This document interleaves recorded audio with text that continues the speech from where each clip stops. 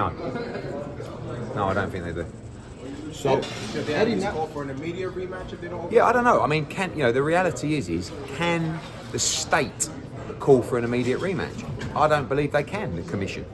It's really up to the governing body. I mean, the commission can overturn a decision or rule on a decision, but can they order a rematch? That really has to come from the governing body, the WBA, to say, if you want to remain lightweight world champion. But everything I'm hearing is the rematch is going to happen anyway.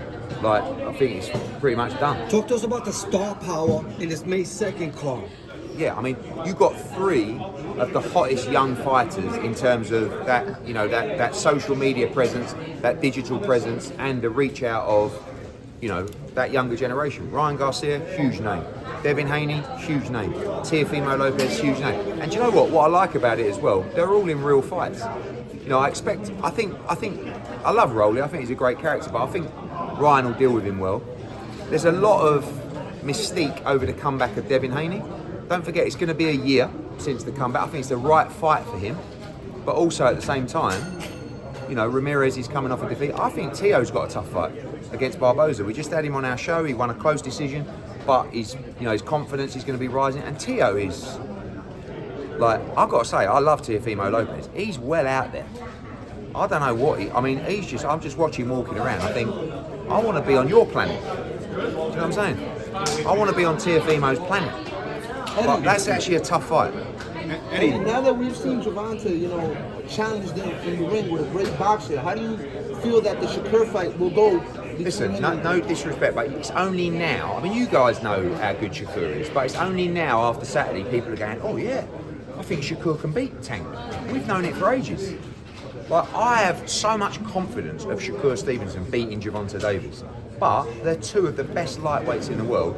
They're 2 of the best fighters in America. It's a natural fight to make. The only thing I'll say is I think the Lamont Roach fight gave PBC another option. I mean, I don't know about you guys. I'm hearing he'd agreed to fight Jake Paul, which is just the most bizarre thing I've ever heard in my life. But that's boxing. But actually, the draw gives him another opponent in a bigger fight because it's a much bigger fight now, right? So they've come out of it okay. Because now they've got another option for later in the year to go back to the same arena or Atlanta or wherever they're going to go and make a much bigger fight, the rematch against Lamont Roach. Absolutely. And Eddie, do you think we ever see a Shakur versus Keyshawn Davis? No, they're like best mates. I mean, he's told me he would never fight Keyshawn. No chances. So I don't. I mean, that's one for the guys. But the way I see it, no way. I mean, Turkey got the bag though. You think if Turkey throws him a good bag? No, they're very loyal to each other. They're very close, and I doubt it. I think for me the best fight in the division, what I'd like to see is Shakur Stevenson against Gervonta Davis and Keyshawn Davis against Andy Cruz, and the winners fight the winners. Hey Eddie, so with these type of infrastructures that are being set up, a lot of people want to ask, how do you guys make money off an event something like this? Like, is there just a... No, I think for that, look, everybody's different, aren't they? When you're running a promotional business, you rely on the numbers, you rely on the business, you rely on the balance sheet. When you're doing this, there is a bigger meaning. When you're doing Riyadh season, there's the value of Riyadh season around the world. When you're doing this is the Ring magazine. So this is a push for the Ring magazine. That's what it is. And I think obviously it's different to us running the event from a balance sheet perspective, but also the way that this event's being run. I think it's going to do very well.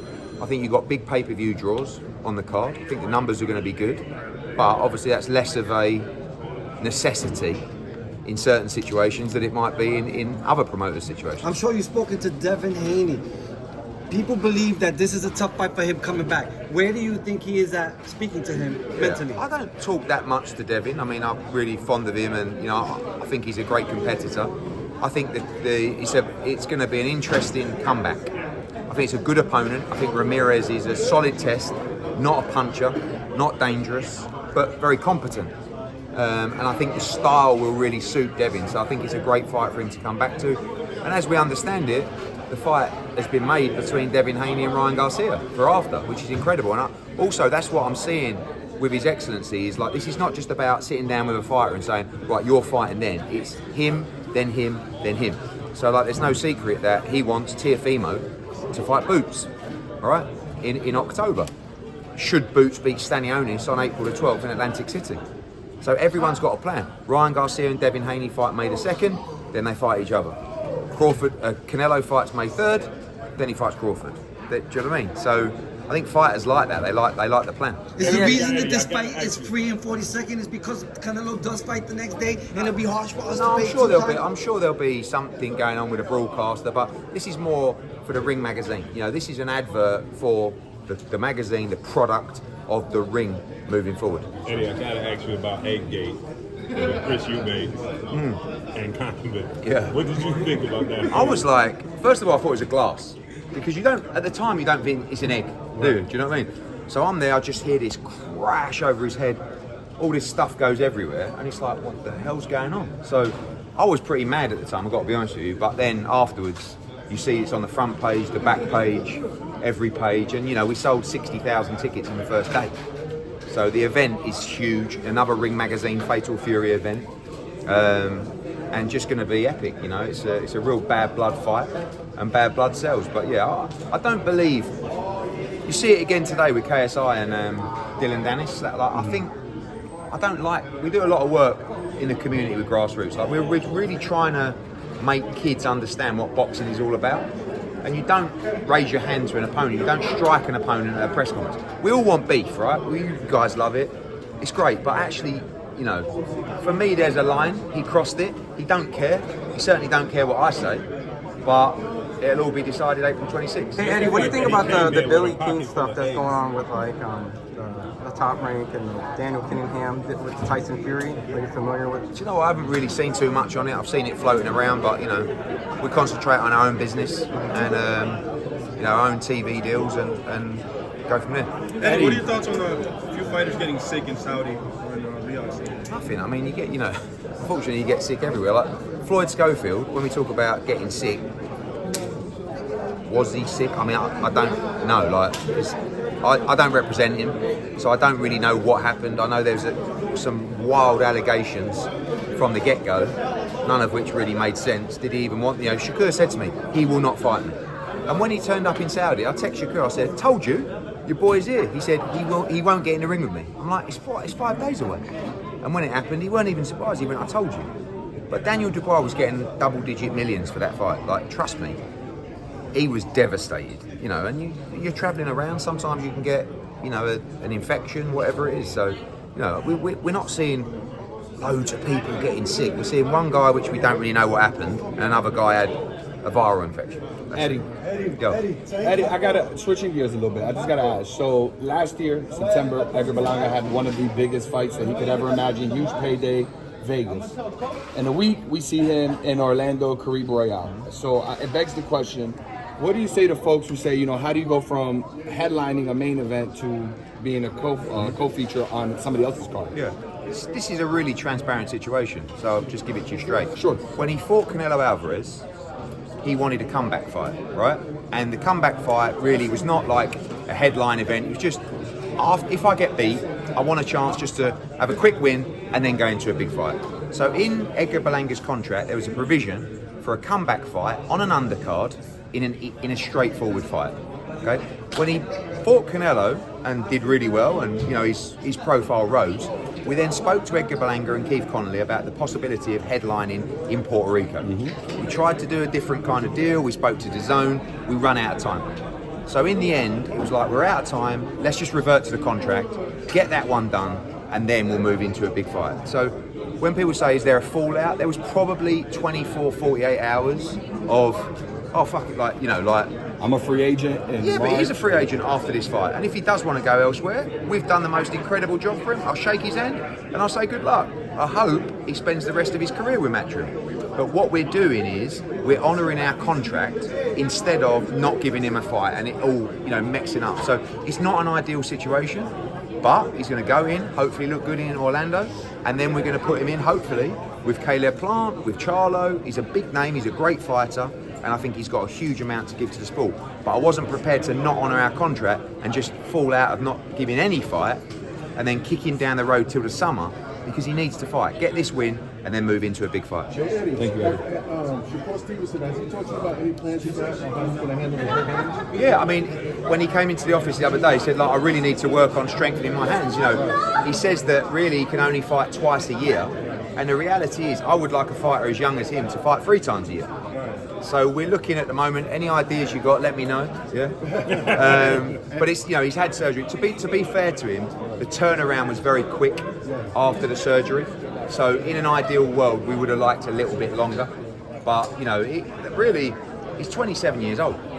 He's a 3-division world champion. He's never broke sweat. You know what I'm saying? He's a special fighter. So does that mean that he's going to take a little longer for him to get his next fight? Yeah, he'll probably fight like September time, something like that. But Eddie. Possible to get the Zepeda fight? that's what we want. We want Zepeda, but I don't know. I don't think they're crazy on that fight. Eddie, Kambosos fights next week. Yeah. If he's successful. So Kambosos, he fights 2 weeks this Saturday coming against Daud Yordan. It's actually a very tough fight. I'll tell you guys now. If George Kambosos wins, he's going to fight Richardson Hitchens for the world title. And we'll probably do that in New York. And it'll be a big event. I mean, we've had Kambosos here before when he beat Teo. Right. You know, Hitchens, those guys are talking great smack. So March 22nd is a big show for us in Sydney. And I'll say now on record, if George Kambosos beats Yordan, he will fight Richardson Hitchens in May or June in New York. What about Teo? I know Hitchens and Teo going back at it. We didn't really even get into any negotiations about the unification. But, you know, for me, when we talk about a plan for a fighter, what I'll say this about Kambosos and about Hitchens. If we make Kambosos against Hitchens, the winner should unify against Teofimo Lopez, right? If it's Hitchens, you've got 2 kids out of Brooklyn, 2 great American undefeated fighters, well, Hitchens undefeated fighters. If it's Kambosos, you got the rematch of probably one of the most bad blood fights you've ever seen and one of the brilliant events just round the corner here. So for me, when I'm talking to both guys, I'm saying, Kambosos, you win on March 22nd in Sydney, you fight Hitchens. You beat Hitchens, you fight Teo. Hitchens, you bite Kambosos, you win that, you unify against Teofimo Lopez. At what point did you know that you wanted to sign Josh Padley when his name was dropped as a Shakur opponent? I just like stories. Like, I know Josh Padley had a good win on the Riyadh season card in Wembley, and when we needed an opponent, I went to His Excellency with 3 guys. He went, I remember him, let's have Padley. And from there, the whole story of him dropping his tools, do you know what I mean, coming out, obviously he made life-changing money. And also from there, the crowd, like when he got introed, you could hear the crowd in the arena like, yeah, we know about Josh Padley, go Josh Padley. And I thought, you know what, this kid can fight. And like when I spoke to Shakur, he said, I'm telling you, this kid's a good fighter. So let's give him a chance, let's run the story. And I like kids with stories like that, you know, let's give him opportunities and see where we get to. Eddie, what do you think about That was probably the happiest we've seen you when the was made. Do you want to see part 2? Bivol Beterbiev was probably the best fight I've ever seen up close. It was the best performance I've ever seen up close. And I'll tell you one thing now, when you look at that pound for pound list, right, Usyk is the undeniable number 1. But when you look at Crawford and Inoue, who are both generational great fighters, the reality is, and it's not their fault, who are the big wins?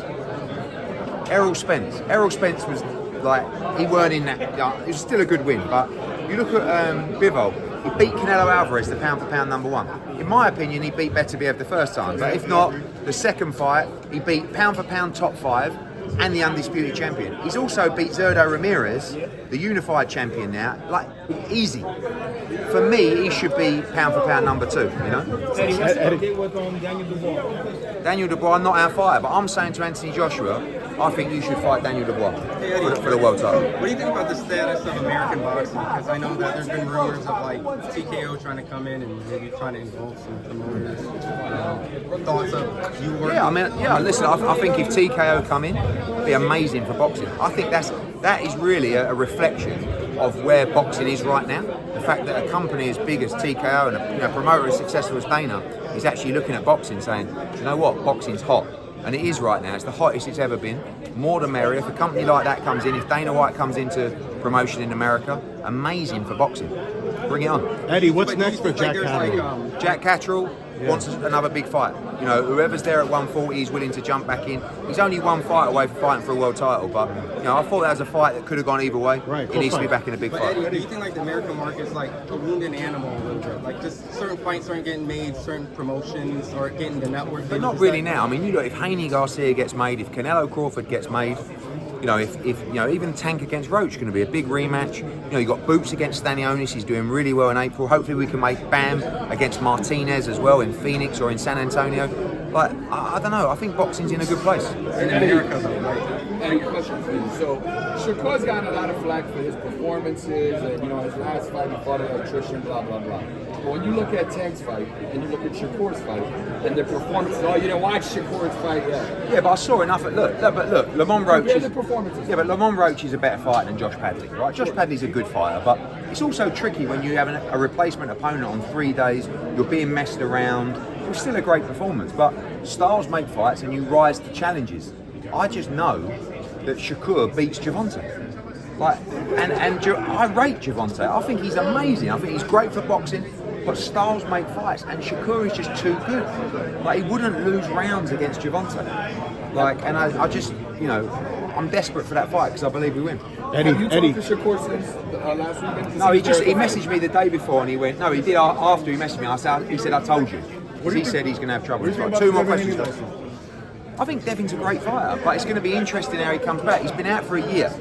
There's going to be a few demons, and you know, but he's a true professional, great fighter, and I believe he'll beat Ramirez. And then the big test will come against Ryan Garcia in October. When can we expect your family business Matchroom on Netflix?